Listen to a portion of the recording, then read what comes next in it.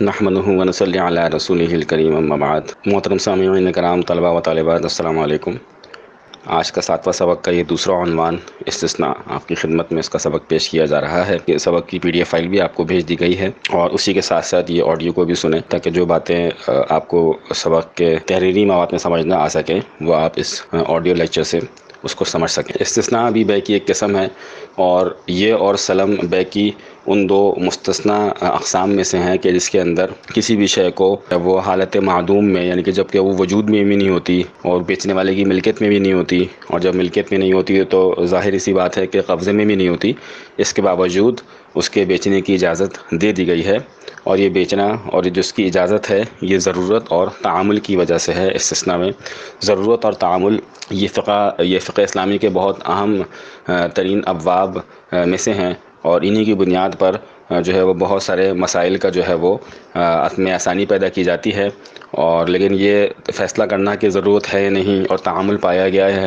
ہے یا نہیں، یہ متبحر علماء اور فقہا کا کام ہے۔ ایک عام شخص کی ذمہ داری ہے کہ وہ اس معاملے میں جو متبحر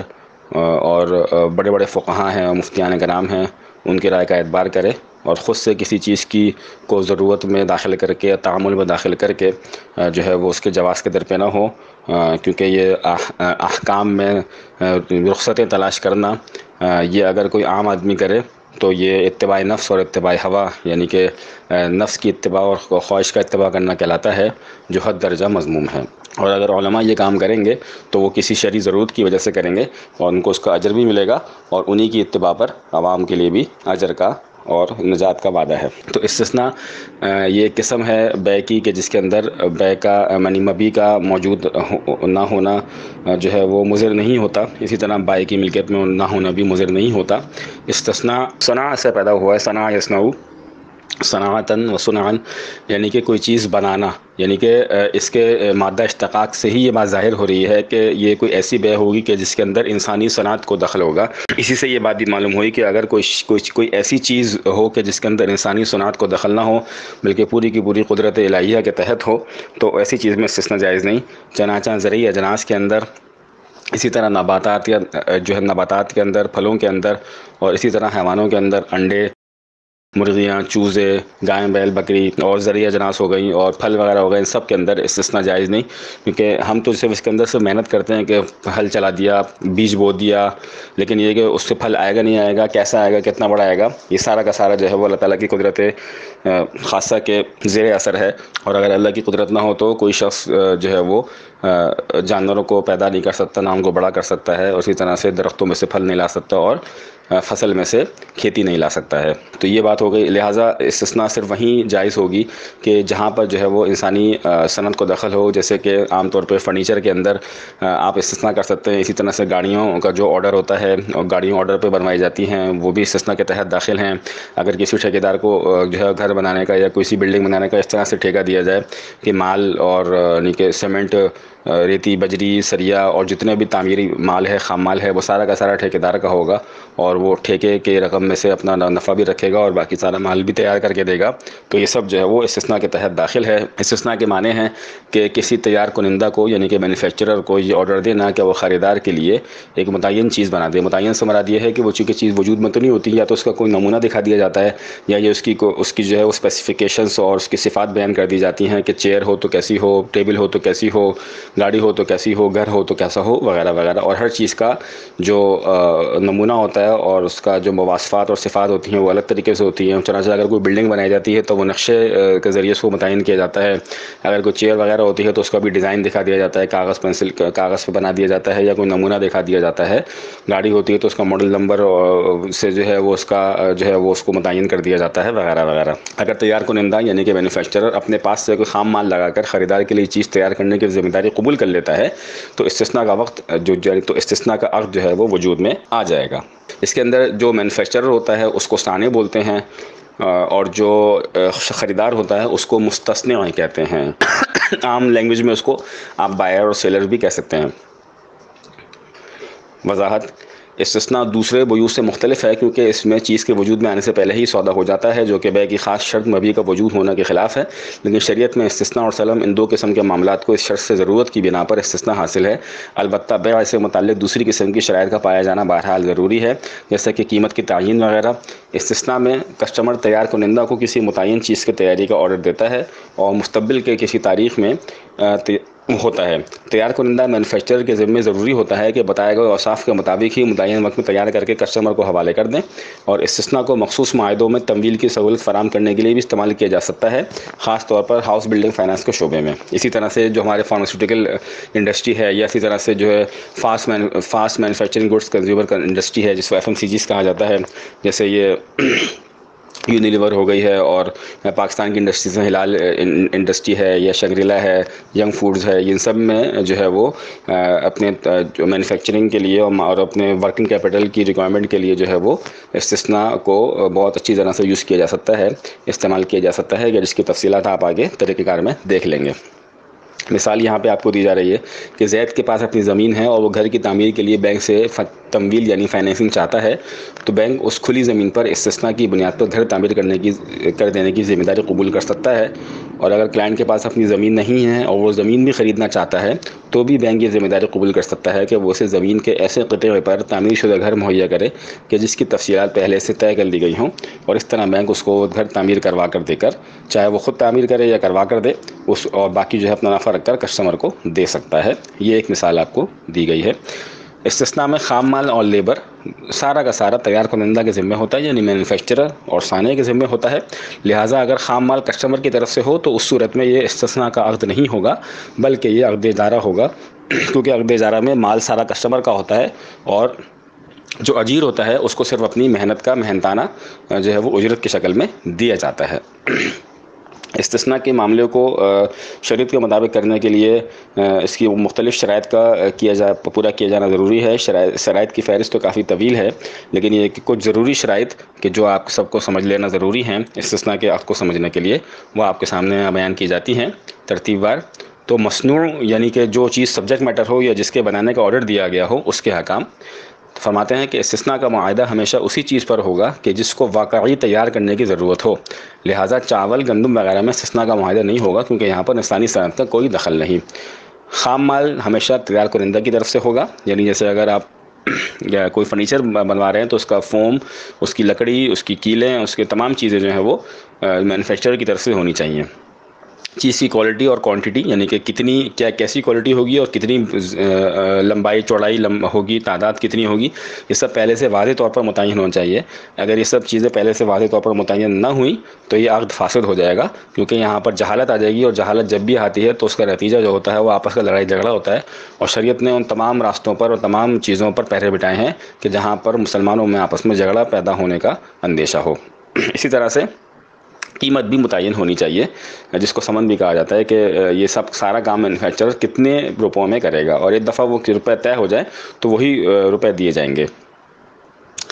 ثمن کی ادائیگی کے حوالے سے شرائط یہ ہیں کہ استثناء کی قیمت نقد اور ادھار دونوں صورتوں میں ادا کی جا سکتی ہے، اسی طرح سے قسطوں میں بھی ادا کی جا سکتی ہے، یعنی کہ بوقت عقد بھی ادا، یعنی اگر ہم چاہیں تو جس وقت استثناء کا کانٹریکٹ کر رہے ہیں اس وقت بھی ادا کر لیں، چاہیں تو بعد میں قسطوں میں ادا کرتے رہیں، چاہیں تو ڈیلیوری کے وقت ادا کر لیں، چاہیں تو جو ہے ڈیلیوری کے بعد ادا کر لیں، یا اگر قسطوں کی صورت میں ادائیگی کرنا چاہیں تو وہ بھی ہو سکتی ہے، یعنی کہ کسی بھی صورت میں جس طرح سے بھی عاقدین چاہیں ادائیگی ہو سکتی ہے۔ استثناء کے معاملے کو ختم کرنا، جس کو فسخ کرنا بھی کہتے ہیں، کینسل کرنا بھی کہتے ہیں، ریووک کرنا بھی کہتے ہیں، اس کے حوالے سے شرعی احکام یہ ہیں کہ استثناء کا معاملہ غیر لازم ہوتا ہے، لہٰذا اس کو یک طرفہ طور پر بھی ختم کیا جا سکتا ہے، لیکن شرط یہ ہے کہ جو مینوفیکچرر ہے اس نے ابھی تک کام شروع نہ کیا ہو، کیونکہ اگر مینوفیکچرر نے کام شروع کر دیا ہوگا تو اس میں اس کا نقصان ہے، لہٰذا اگر اس نے کام شروع کر دیا ہوگا تو پھر اب جو ہے وہ دونوں کی مرضی کے بغیر استثناء کا معاملہ ختم نہیں کیا جا سکتا۔ یہی بات آگے فرمانا ہے کہ ایک دفعہ جب عمل شروع ہو جائے تو اس کے بعد اس استثناء کے عقد کو یک طرفہ طور پر ختم نہیں کیا جا سکتا، بلکہ دونوں کی رضامندی ضروری ہوگی، اور اس میں کسی قسم کا دباؤ ڈالنا کسی دوسرے پارٹی پر جائز نہیں ہے۔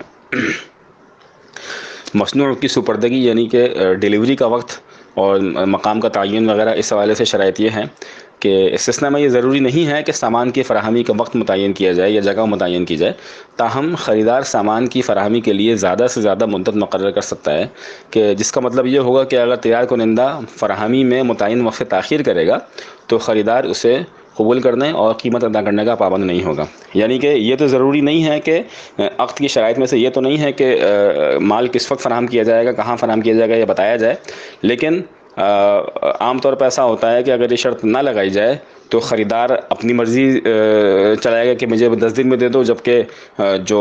بنانے والا ہے وہ یہ چاہے گا کہ میں تھوڑا وقت لے لوں، اور پھر جب مال تیار ہو جائے گا تو پھر خریدار کی خواہش یہ ہوگی کہ جلد سے جلد کسٹمر آگے میرے پاس سے مال اٹھا لے، اور کسٹمر اس صورت میں اپنی سہولت دیکھ رہا ہو کہ کمرہ خالی ہو جائے تو میں کر لوں، کمرہ تیار ہو جائے تو میں اٹھا لوں، یا جیسے عام طور پہ شادی کا معاملہ ہوتا ہے تو بھائی شادی سے 3-4 دن پہلے ہی کہ سامان اٹھوایا جائے وغیرہ وغیرہ۔ تو اس تمام جو ہے وہ آپس کی نزاعات کا فیصلہ کرنے کے لیے یہ بات جائز ہے کہ بھائی ایک وقت متعین کر لیا جائے، اور اس وقت سے جو ہے وہ اگر مال تیار ہے تو اس کسٹمر بھی انکار نہ کرے، اور بائے کو بھی یعنی کہ بیچنے والے کو، تیار کرنے والے پر بھی یہ لازم ہو کہ اس وقت تک مال کو تیار کر دے۔ آج کل جدید جو استثناء کے معاہدے ہیں اس میں وقت سے متعلق یہ شرط بھی لگائی جاتی ہے کہ اگر متعینہ مدت میں چیز کی فراہمی مینوفیکچرر نہ کر پائے تو ہر دن کے حساب سے ایک فلاں رقم اس کے جو پرائس سے کم ہوتی رہے گی، اور فقہائے معاصرین نے جو ہے وہ بہت سارا شرائط کے ساتھ اس کو درست کہا ہے، اور اس طرح کی شرط کو شرط جزائی کہا جاتا ہے۔ یہ سود نہیں ہے بلکہ یہ ضرورت کی تحت ہے، اور اس کی مزید جو تفصیل ہے جب آپ ایڈوانس کورس ہوگا اسلامی بینکنگ کا فقہ المعاملات کا تو اس میں آپ کے سامنے پیش کی جائے گی۔ سامان کی سپردگی، سامان کی حوالگی سے پہلے چیز تیار کنندہ کے ضمان میں رہے گی، یعنی کہ جو مینوفیکچرر ہے ایسا نہیں ہو سکتا کہ جب اس نے بنا لی تو اب اگر ضائع ہو گیا تو اس نے کہا کہ بھائی وہ یہ نہیں کہہ سکتا کہ میں نے تو یہ کسٹمر کے لیے بنائی تھی تو یہ کسٹمر کا مال ضائع ہوا ہے، ایسا نہیں، بلکہ جب تک وہ کسٹمر کو حوالے نہ کر دے اس وقت تک وہ چیز کسٹمر کے ہی ضمان میں رہے گی، وہ مینوفیکچرر کے ہی ضمان میں رہے گی۔ اسی طرح سے جب وہ کسٹمر کو دے دے گا مال تو اب وہ چیز کسٹمر کے ضمان میں آ جائے گی، اب اگر وہ ضائع ہوتی ہے یا ہلاک ہوتی ہے تو اس کا نقصان کسٹمر کو اٹھانا پڑے گا۔ پھر قبضہ حقیقی یا حکمی دونوں طرح سے ہو سکتا ہے۔ قبضہ حقیقی تو یہ ہے کہ کسٹمر جو ہے وہ مال آ کے دکان سے اٹھا کر لے جائے، اور حکمی یہ ہے کہ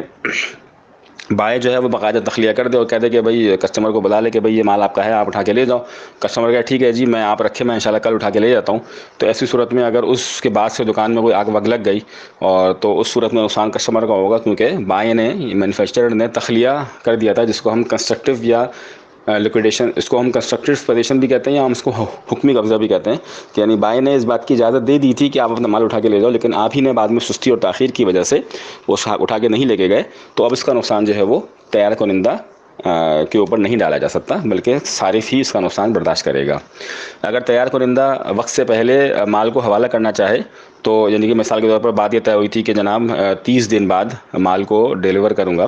اور کسٹمر نے کہا ٹھیک ہے جی میں 30 دن بعد مال لے لوں گا آپ سے، لیکن اب کسٹمر اب جو ہے بائیں نے 10 دن میں تیار کر دیا یا 15 دن میں تیار کر دیا، اب وہ چاہ رہا ہے کہ میری دکان سے جگہ ختم ہو اور یہ مال کسٹمر اٹھا کے لے جائے، تو ایسی صورت میں وقت سے پہلے کسٹمر پر یہ لازم نہیں ہے کہ وہ مال کو اٹھائے، بلکہ وہ رد کرنے کا اختیار رکھتا ہے۔ ہاں البتہ 30 دن بعد کسٹمر کو رد کرنے کا اختیار نہ ہوگا۔ استثناء کے مزید اصول یہ ہیں کہ معاملے کے وقت چیز کی مکمل صفات اس طرح طے کر لی جائیں کہ کوئی ابہام باقی نہ رہے۔ اسی طرح سے اگر طے شدہ صفات کے مطابق چیز نہیں بنائی گئی ہے تو خریدار کو یہ حق حاصل ہے کہ وہ اس چیز کو واپس کر سکتا ہے، کہ مثال کے طور پر جو ہے وہ 6.5 فٹ کا لمبائی تھی کسی بستر کی بیڈ کی، اور جو ہے وہ اس کو 6.5 فٹ سے ہٹا کر جو ہے وہ 6 فٹ کر دیا گیا، تو یہ چیز جو ہے وہ صحیح نہیں ہوگی۔ اسی طرح سے قیمت اور اس کی ادائیگی کے ضوابط طے کر لیے جائیں، اور اس چیز کو بنانے کے لیے بیچنے والا خریدار جو ہے وہ خام مال اس کے لیے بیچنے والا خریدار کا خام مال استعمال نہیں کرے گا، بلکہ اپنا ہی مال جو ہے وہ استعمال کرے گا۔